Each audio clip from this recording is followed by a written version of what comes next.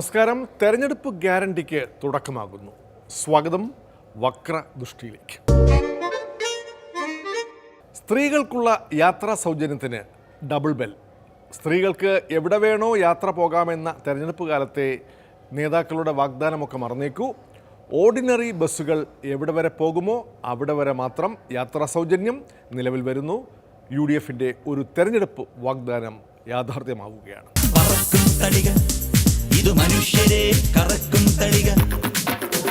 സംസ്ഥാന സർക്കാരിൻ്റെ ഇന്ദിരാ ഗ്യാരണ്ടി പദ്ധതിയുടെ ഭാഗമായി ജൂൺ 15-ാം തീയതി മുതൽ പ്രായഭേദമന്യേ എല്ലാ സ്ത്രീകൾക്കും ട്രാൻസ്ജെൻഡർ വ്യക്തികൾക്കുമായി KSRTC ബസ്സിലെ ഓർഡിനറി സർവീസുകളിലെ ബസ്സുകളിൽ സൗജന്യ യാത്രാ സ്കീം അതിനുള്ള അംഗീകാരം നൽകാൻ വേണ്ടി തീരുമാനിച്ചു. ട്രാൻസ്പോർട്ട് ബസ്സിൽ യാത്ര ചെയ്യുന്ന സ്ത്രീകളുടെ യാത്ര സൗജന്യമായിരിക്കും. പൈസ ഞാൻ കൊടുത്തോളാം. 15-ാം തീയതി മുതൽ ഫ്രീ ആണ് യാത്ര എന്നറിഞ്ഞോ? കാശ് കൊടുക്കണ്ട, ഞാൻ കൊടുത്തോളാം. ഞാൻ കൊടുക്കാൻ ഇന്ന് എന്റെ ചെലവാണ്. യാത്രാ സൗജന്യം വഴി KSRTCക്ക് വരുന്ന വരുമാന നഷ്ടം സർക്കാർ നികത്തും. ഇതിലൂടെ KSRTCയെ കുത്തുപാള എടുപ്പിക്കരുതേ എന്ന ഒറ്റ പ്രാർത്ഥനയേ ഉള്ളൂ നമ്മുടെ ആനവണ്ടികൾക്ക്. അല്ല, ഇത് ആദ്യഘട്ടത്തിലാണ് നമ്മളിത് നടപ്പാക്കുന്നത്. ഓർഡിനറി ബസ്സുകളിലാണ് നടപ്പാക്കുന്നത്. അപ്പോ ഇതിന്റെ ചെലവൊന്നും വേണ്ട, ഇതെന്റെ ഒരു ഔദാര്യമായി കൂട്ടിയാൽ മതി. ഇത് സർക്കാരിന് ഒരു മാസം 65-70 കോടിയോളം ബാധ്യത വരും. 800 കോടി രൂപയിലധികം ഒരു വർഷത്തിൽ KSRTCക്ക് അതിന്റെ വരുമാന കുറവ് വരും. KSRTCയുടെ നില കുറച്ചുകൂടി മെച്ചപ്പെടുത്തിയിട്ട് രണ്ടാം ഘട്ടത്തിനെ കുറിച്ച് നമ്മൾ ആലോചിക്കും. വെറും വാഗ്ദാനം കിട്ടുകയില്ല, അതുകൂടെ മനസ്സിലായില്ലേ? വരൂ. എന്തായാലും ഇന്ദിരാ ഗ്യാരണ്ടിയിലെ മറ്റൊരു വാഗ്ദാനം കൂടി നടപ്പാക്കുകയാണ്. ഇനി ജെൻസിക്ക് കൊടുത്ത ഒരു വാഗ്ദാനമുണ്ടല്ലോ, മോഡിഫിക്കേഷൻ, അതെന്തായി? നിങ്ങൾ തന്നെ ഇറക്കിക്കൊണ്ടിരിക്കുകയല്ലേ? അല്ല, നിങ്ങളുടെയൊക്കെ സ്ഥാപനങ്ങൾ തന്നെയല്ലേ ഇറക്കിക്കൊണ്ടിരിക്കുന്നത്. വരട്ടെ.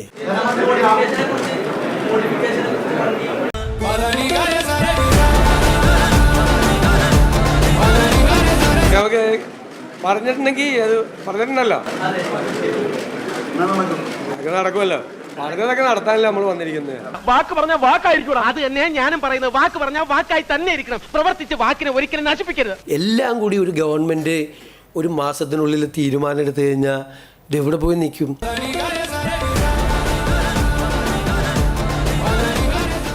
നിങ്ങൾ ആലോചിക്കുക, ഇത്രയും വേഗത്തിൽ തീരുമാനങ്ങൾ എടുത്ത ഒരു സർക്കാരില്ല.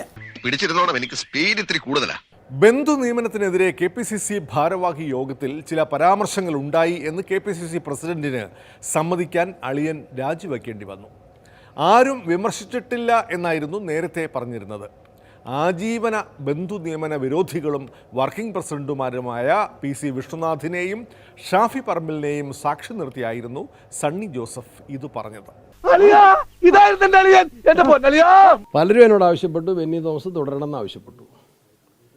ആ നിലപാടായിരുന്നു ഞാനും സ്വീകരിച്ചത്. KPCC യോഗത്തിലും ഒരു ചെറിയ പരാമർശനം ഉണ്ടായി എന്നുള്ളതൊരു യാഥാർത്ഥ്യമാണ്.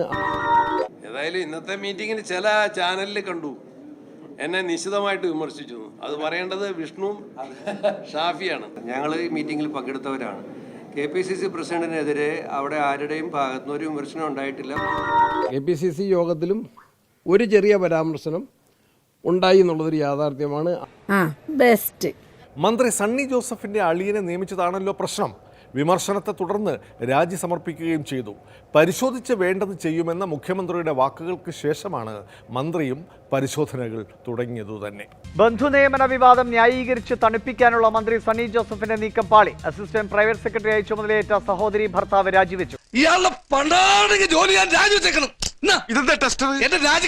അത് ബെന്നി തോമസ് ഈ വിവാദങ്ങളെല്ലാം മാധ്യമങ്ങളിലും ഒക്കെ വന്നപ്പോൾ അദ്ദേഹം തുടരാൻ ആഗ്രഹിക്കുന്നില്ല എന്ന് എന്നെയും മുഖ്യമന്ത്രി അറിയിച്ചു. അദ്ദേഹം മുഖ്യമന്ത്രിക്ക് അദ്ദേഹത്തിന്റെ ആ ചുമതലയിൽ നിന്നുള്ള രാജിക്കത്ത് നൽകി. അല്ല, ഞാൻ എന്താണ് നിങ്ങൾ അന്ന് എന്നോട് ഈ വിഷയത്തെക്കുറിച്ച് ചോദിച്ചപ്പോൾ പറഞ്ഞത്? അത് പരിശോധിച്ച് വേണ്ട നടപടി സ്വീകരിക്കുമെന്ന്. നടപടി വന്നില്ലേ? ഞാൻ നടപടി വന്നില്ലേ? ഞാൻ ആദ്യത്തെ പത്രസമ്മേളനത്തിൽ പറയുന്നുണ്ട്, ഗവൺമെൻറ്റിൻ്റെ ഭാഗത്ത് നിന്ന് ശരിയും തെറ്റുമൊക്കെ ഉണ്ടാവും. തെറ്റുകളുണ്ടെങ്കിൽ നമ്മൾ ശ്രദ്ധയിൽപ്പെട്ടുമ്പോൾ നമ്മൾ കറക്റ്റ് ചെയ്താൽ മതിയല്ലോ. ഏത് കാര്യമാണെങ്കിലും അതിനെന്താ കറക്റ്റ് ചെയ്തില്ലേ? കറക്റ്റടാ.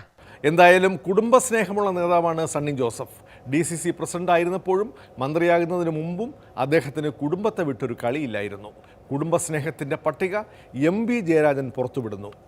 MB ജയരാജൻ്റെ പാർട്ടിക്ക് പാർട്ടി സ്നേഹമായിരുന്നു പ്രധാനമെങ്കിൽ സണ്ണി ജോസഫിൻ്റെ പാർട്ടിക്ക് കുടുംബസ്നേഹവും. നീ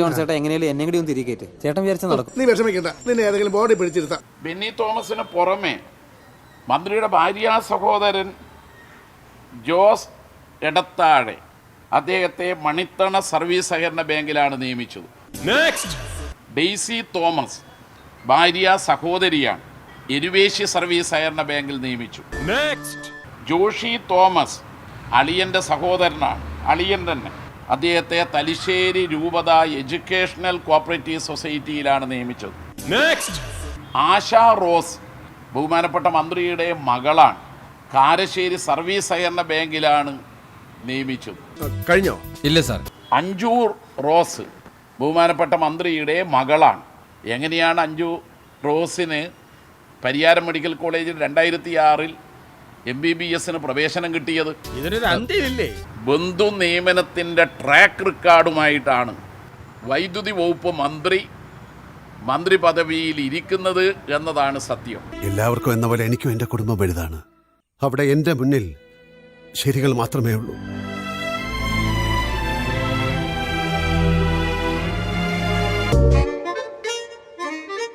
വന്യജീവി ആക്രമണം ചൂണ്ടിക്കാട്ടി കഴിഞ്ഞ സർക്കാരിനെതിരെ വിമർശിച്ചവരാണ് ഇപ്പോൾ അധികാരത്തിൽ. അധികാരത്തിലേറിയ ആദ്യ മാസം തന്നെ 6 പേർ കാട്ടാന ആക്രമണത്തിൽ കൊല്ലപ്പെട്ടു. എന്തിന്?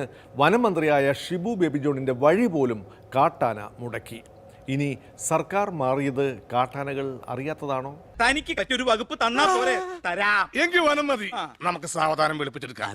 ഞാൻ വനമന്ത്രിയായപ്പോൾ എൻ്റെ മണ്ഡലത്തിലെ ചിലരുടെ ചോദ്യം, സതീശൻ വനവാസത്തിന് പോകുമെന്ന് പറഞ്ഞിട്ട് ഞങ്ങളുടെ സാറാന്നല്ലോ വനവാസത്തിന് പോയെന്നൊരു ചോദ്യം ഉണ്ടായിരുന്നു. ഈ ഫോറസ്റ്റ് മുഴുവൻ കാടാണല്ലോ. ഏത് മറവിൽ ഒളിച്ചാലും ഈ അരശുമൂട്ടി അപ്പുക്കുട്ടൻ നിന്നെ പുല്ലുപോലെ കണ്ടുപിടിക്കും. അതിരപ്പള്ളി ഭാഗത്തു നിന്നും വാഴച്ചാൽ ഗസ്റ്റ് ഹൗസിലേക്ക് പോവുകയായിരുന്നു മന്ത്രി ഷിബു ബേബി ജോൺ. ഈ സമയത്താണ് കാട്ടാന റോഡിൽ ഉണ്ടായിരുന്നത്. ഓടി ഓടി വരുമ്പോ ഒരു ആന, പക്ഷെ ഞാൻ രക്ഷപ്പെട്ടു. എങ്ങനെ? ആന എവിടെ കണ്ടോടി കാണും. മുഖ്യമന്ത്രി മാറി, ഞങ്ങൾ മന്ത്രിമാരും മാറി എന്നുള്ളത് അത് ആനയ്ക്കറിയാൻ വയ്യല്ലോ. എനിക്കറിയില്ല. ആന അറിയുന്നില്ല. അതോ ഇനി അറിഞ്ഞാണോ ഞങ്ങൾ വന്നെന്ന് അറിഞ്ഞോണ്ടാണോ ആന പെട്ടെന്ന് ഇറങ്ങി വന്ന് നിൽക്കുന്നത്? ഭയങ്കരം തന്നെ. ഈ ഗവൺമെൻറ് മാറിയത് ആനയെ അറിയില്ലാലോ എന്നൊന്നും പറഞ്ഞിട്ട് അതിനൊരു മറുപടിയായി അത് മാറില്ല. തുറന്ന നടപടികൾ സ്വീകരിക്കുക എന്നുള്ളതാണ് ഇന്നത്തെ ഘട്ടത്തിൽ ആവശ്യം. മുഖ്യമന്ത്രി മാറി, ഞങ്ങൾ മന്ത്രിമാരും മാറി എന്നുള്ളത് അത് ആനയ്ക്കറിയാൻ വയ്യല്ലോ. ഇവൻ നിനക്കൊരു പരാജയമാണ് എന്നും. ലോക പരാജയം. മന്ത്രിയെ മാറിയിട്ടുള്ളൂ, ഉദ്യോഗസ്ഥരും ആരെയും മാറിയിട്ടില്ല. ജനങ്ങളെ പരിഹസിക്കുന്ന നിലപാടാണ് മന്ത്രി തന്നെ സ്വീകരിക്കുന്നത്. എന്താണ് തമാശയാക്കാണ്? അല്ല തമാശയാക്കാണ്, അങ്ങനെ ആക്കണ്ട.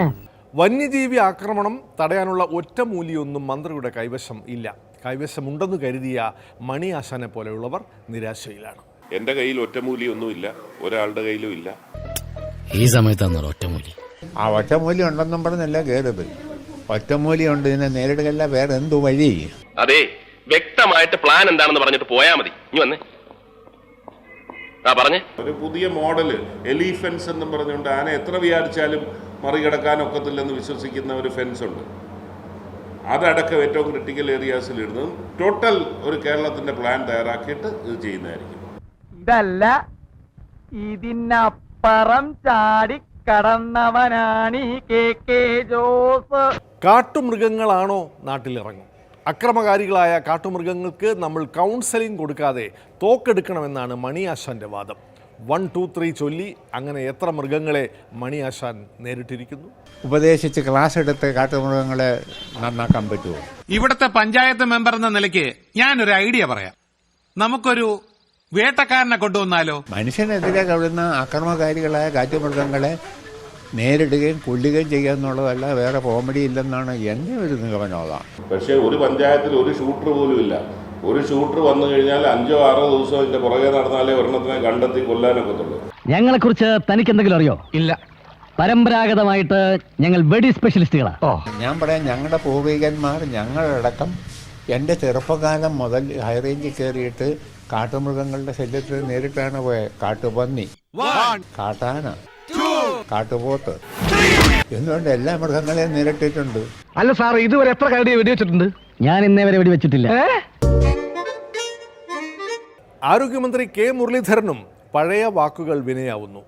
എരണം കെട്ടവർ നാടുഭരിച്ചാൽ നിപ്പ വരുമെന്നായിരുന്നു മുരളീധരൻ മുമ്പ് സംസാരിച്ചത്. അണികളെ ആവേശം കൊള്ളിക്കാൻ പറയുന്നതൊക്കെ ഇക്കാലത്ത് ആളുകൾ മൊബൈലിൽ പകർത്തും. സൂക്ഷിക്കണം. വീണ്ടും നിപ്പ ബാധയെക്കുറിച്ച് വാർത്ത വരുമ്പോൾ ആരോഗ്യമന്ത്രിയുടെ കസേരയിൽ കെ മുരളീധരനാണ് എന്ന വ്യത്യാസം മാത്രമേ ഉള്ളൂ. അതാ നോക്കൂ, മുറ്റത്തൊരു മൈന. അതാണ് പണ്ട് കാലത്ത് ചൊല്ലുണ്ട്, എരണം കെട്ടവൻ നാട് ഭരിച്ചാൽ നാട് മുടിയും. ഇതുവരെ കേൾക്കാത്ത രോഗങ്ങൾ നിപ ഈ വവ്വാലാണത്രേ ഈ നിപ പരത്തുന്നത്. എന്താ കെ കരുണാകരനും എ.കെ.ആന്റണിയും ഉമ്മൻചാണ്ടി ഭരിച്ച കാലത്തൊന്നും വവ്വാലുണ്ടായിരുന്നില്ലേ? ഈശ്വര, ഓരോന്നോരോന്നെ പുറത്തേക്ക് വന്നോണ്ടിരിക്കുകയാണല്ലോ. ഇപ്പോഴെന്താ രോഗം പരത്താൻ കാരണം? ഭരിക്കുന്നതും ശരിയല്ല, അതുകൊണ്ട് തന്നെയാണ്. ഒരക്ഷരം പോലും തെറ്റിയില്ല. അന്ന് പ്രതിപക്ഷ MLA, ഇന്ന് ആരോഗ്യമന്ത്രി. അതിനാൽ അന്ന് പറഞ്ഞതൊക്കെ മുൻകാല പ്രാബല്യത്തോടെ റദ്ദു ചെയ്യപ്പെട്ടിരിക്കുന്നു. ഇപ്പോൾ ഇതിൻ്റെ ഈ ബാക്കിലൊക്കെ കണ്ടില്ലേ, സർക്കാരിൻ്റെ ഒഫീഷ്യലാണ്. നിങ്ങളുടെ മുമ്പിൽ നിൽക്കുന്നത് ആരോഗ്യമന്ത്രിയാണ്. കെ മുരളീധരൻ പ്രതിപക്ഷത്തിലുള്ളപ്പോൾ പറഞ്ഞത് ഈ ഇരിക്കുന്ന സീറ്റിന് ബാധകമല്ല. ഫ്ലാഷ് ബാക്ക് അവതരിപ്പിച്ച് അദ്ദേഹത്തെ വികാരാധീനാക്കരുത് കല്യാണി അമ്മായി. അമ്മേ, ഒരബദ്ധം ആർക്കും പറ്റും. ഒന്നൊന്നുമല്ല, അബദ്ധേ പറ്റൂ. കോവിഡ് കാലത്തും കെ മുരളീധരൻ്റെ ഇതുപോലൊരു പ്രയോഗമുണ്ടായിരുന്നു. കോവിഡ് വൈറസിൻ്റെ വ്യാപനശേഷിയെക്കുറിച്ചായിരുന്നു പ്രയോഗം. കൊറോണ നിയന്ത്രിച്ചതിൻ്റെ കാരണം വേറെ ഒന്നുമല്ല, 30 ഡിഗ്രി സെൽഷ്യസ് ചൂടിന് മേലെയുള്ള ഒരു പ്രദേശത്തും കൊറോണ വൈറസ് ഉണ്ടാവില്ല. ഇത് ചൈനയിൽ നിന്ന് വന്നതാണ്. ഇവിടുത്തെ ചൂട് കെട്ടിയപ്പോൾ തന്നെ അത് തീർന്നു.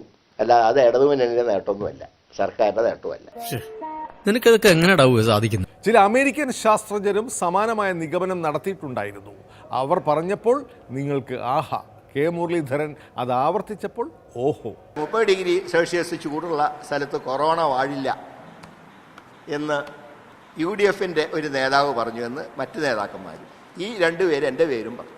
ഇന്ത്യയിലെ ഒരു ശാസ്ത്രജ്ഞനും ഇതുവരെ കണ്ടുപിടിച്ചില്ലാത്ത ഡേഞ്ചർ. അമേരിക്കൻ ശാസ്ത്രജ്ഞന്മാരുടെ റിപ്പോർട്ട് നിങ്ങളുടെ പത്രത്തിലും ചാനലിലൊക്കെ ഉണ്ട്.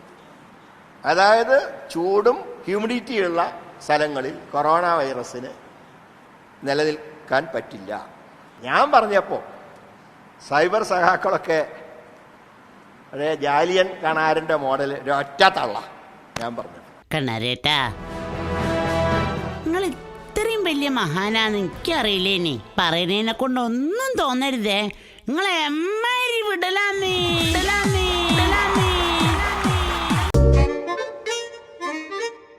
ദേശീയ തലത്തിൽ ഇന്ത്യ മുന്നണിയാണെന്ന് വെച്ച് കേരളത്തിൽ വന്ന് പിണറായി വിജയനെ കെട്ടിപ്പിടിക്കാനൊന്നും പറ്റില്ലെന്ന് രാഹുൽ ഗാന്ധി. അതിൽ പിണറായിക്ക് സങ്കടമൊന്നുമില്ല. പക്ഷേ മറ്റൊരാളെ പോയി ആലിംഗനം ചെയ്തത് പിണറായി കണ്ടിട്ടുണ്ട്. ആലിംഗനമൊക്കെ ചോദിച്ചു വാങ്ങാൻ പറ്റില്ലല്ലോ. അതിങ്ങനെ മനസ്സിൻ്റെ ഉള്ളിൽ നിന്ന് വരണം. അതിന് പരസ്പര സ്നേഹവും വേണം, അടുപ്പവും വേണം.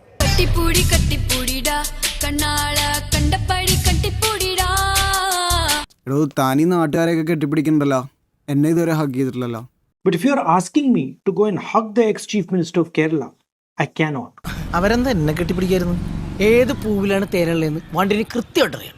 കെട്ടിപ്പിടിക്കല് സാധാരണഗതിയിൽ നമ്മുടെ ഇടയിൽ അധികം ഉണ്ടാകാറില്ലല്ലോ.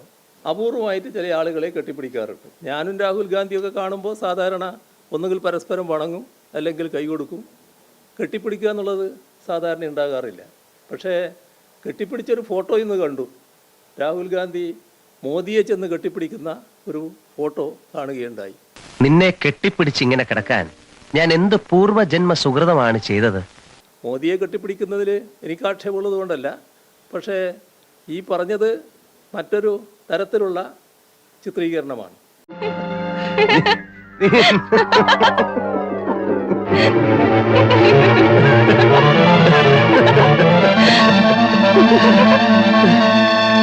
പിണറായി വിജയനെ ആലിംഗനം ചെയ്യണം രാഹുൽ ഗാന്ധി എന്ന് ഒരിക്കലും ഞങ്ങൾ ആവശ്യപ്പെട്ടില്ല.